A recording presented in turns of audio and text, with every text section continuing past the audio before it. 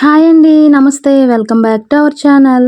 ఈరోజు మన వీడియో వచ్చేసి సంవత్సరం పాటు నిలవ ఉండే ఎంతో టేస్టీగా ఉండే రాగి పిండితో వడియాలను అయితే ఏ విధంగా పెట్టుకోవాలో ఈ వీడియోలో అయితే చూపిస్తాను. చాలా అంటే చాలా టేస్టీగా ఉంటాయి. ప్రాసెస్ కూడా చాలా ఈజీ, ఎవరైనా కూడా చాలా ఈజీగా చేసుకోవచ్చు. మరి ఇంత టేస్టీగా ఉండే ఈ రాగి పిండితో వడియాలను అయితే ఏ విధంగా పెట్టుకోవాలో ఆ ప్రాసెస్ ఏంటో ఇప్పుడైతే చూసేద్దాం. దీనికోసం అయితే ముందుగా ఒక గిన్నెలో ఒక గ్లాసు రాగి పిండిని అయితే వేసుకుంటున్నాను. ఒక గ్లాసు రాగి పిండికి అర గ్లాసు బియ్యం పిండిని అయితే వేసుకోండి. ఇలా బియ్యం పిండి కూడా వేసుకున్న తర్వాత ఇప్పుడు ఇందులోనే కొద్దిగా నీళ్లు వేసుకుంటూ ఎక్కడ ఉండలు లేకుండా అయితే కలుపుకోవాలి. మీ దగ్గర విస్కర్ ఉంటే విస్కర్, లేకపోతే ఏదైనా స్పూన్తో కానీ ఎక్కడ ఉండలు లేకుండా అయితే బాగా కలుపుకోండి. నీళ్లు మొత్తం ఒకేసారి వేసుకోకుండా కొద్దిగా అయితే నీళ్లు వేసుకోవాలి. నేను ఇక్కడ మొత్తంగా 2 గ్లాసుల నీళ్ళు అయితే వేసుకుంటున్నాను. ఇలాగ నీళ్ళు వేసుకొని పలచగా కలుపుకున్న తర్వాత దీన్ని అయితే పక్కన పెట్టుకోండి. ఇప్పుడు ఇది పక్కన పెట్టుకున్నాం కదా, ఇప్పుడు ఒక మిక్సీ జార్లో మీ కారానికి సరిపడా ఒక 10 నుంచి 15 ఎండుమిర్చి, ఒక 2 స్పూన్లు జీలకర్ర, అలాగే కొద్దిగా ఇంగువను కూడా వేసుకోండి. ఇంగువ మీకు నచ్చితే వేసుకోండి, లేకపోతే స్కిప్ చేసేయచ్చు. ఒక అర స్పూన్ నుంచి ఒక పావు స్పూన్ ఇంగువను కూడా వేసుకొని కొంచెం కోర్స్గా అయితే గ్రైండ్ చేసుకోండి. చూడండి, బాగా మెత్తగా కాకుండా ఇలాగా కొంచెం బరగ్గా అయితే మిక్సీ పట్టుకోవాలి. ఇలా మిక్సీ పట్టుకున్న తర్వాత ఇప్పుడు ఒక కొంచెం పెద్ద గిన్నె లాంటిది అయితే తీసుకోవాలి. ఇలాంటి ఒక పెద్ద గిన్నెని తీసుకొని ఇప్పుడు ఇందులోనే మనం వడియాలు పెట్టుకోవడానికి పిండిని ఉడికించుకోవాలి కదా, ఉడికించుకోవడానికి అయితే నీళ్ళు వేసుకోండి. మనం ఆల్రెడీ పిండిలోనే 2 గ్లాసులు నీళ్ళు వేసాం కదా, నేను ఇందులో ఒక 8 గ్లాసులు నీళ్ళు అయితే వేస్తున్నాను. మనం ఇక్కడ మొత్తంగా 10 గ్లాసులు నీళ్ళు వేసుకుంటున్నాము గ్లాసున్నర పిండికి.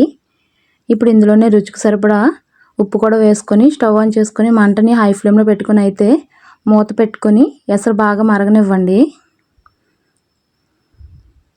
చూడండి, నీళ్ళు ఇలాగ తెరలు కాగుతూ ఉంటాయి కదా, ఇలాగా బాగా తెరలు కాగనివ్వాలి. ఇలా మరుగుతున్న ఇప్పుడైతే మంటని లో ఫ్లేమ్లోకి అడ్జస్ట్ చేసుకొని ఇప్పుడు మనం మిక్సీ పట్టుకున్నాం కదా, ఆ ఎండుమిర్చి పొడిని అయితే వేసుకోండి.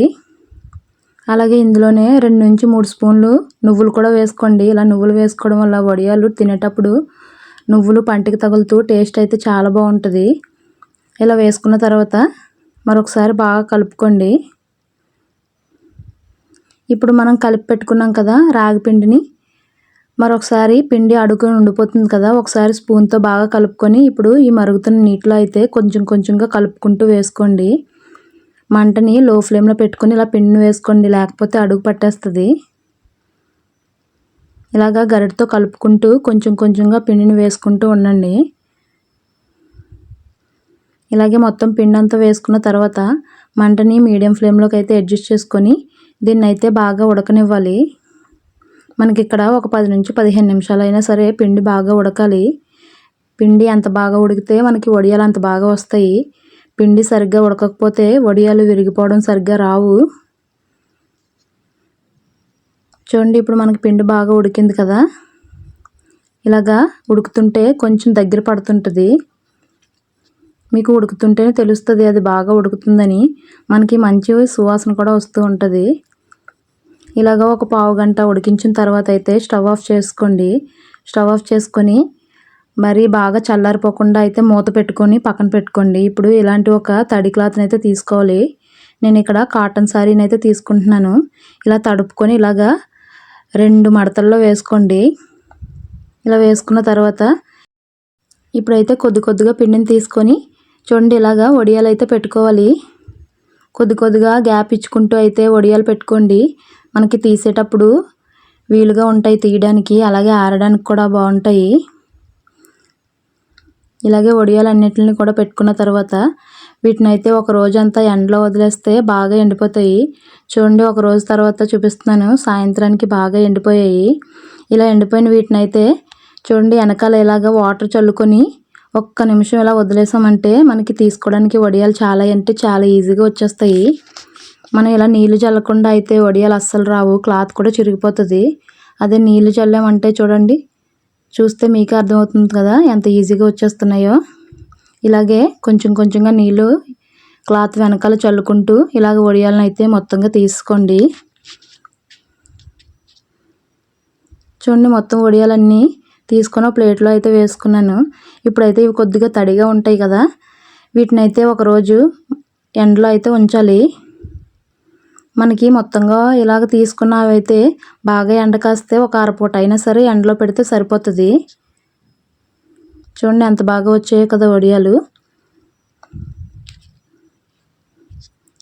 ఇప్పుడు వీటిని అయితే ఎండలో పెట్టిన తర్వాత చూపిస్తున్నాను చూడండి. చూడండి, ఎండలో పెట్టిన తర్వాత అవి చూడండి ఎంత బాగా ఎండాయో కదా.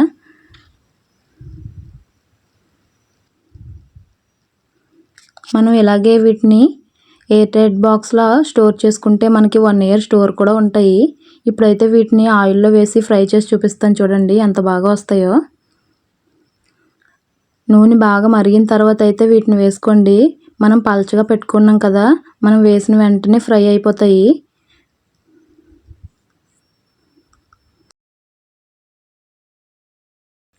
మనకి రసంలోకి సాంబార్లోకి చాలా అంటే చాలా బాగుంటాయి. మరి మీరు కూడా తప్పకుండా ట్రై చేయండి. ట్రై చేసి మీకు ఎలా కుదిరిందో నాకు కామెంట్ చేసి చెప్పడం అయితే మర్చిపోకండి.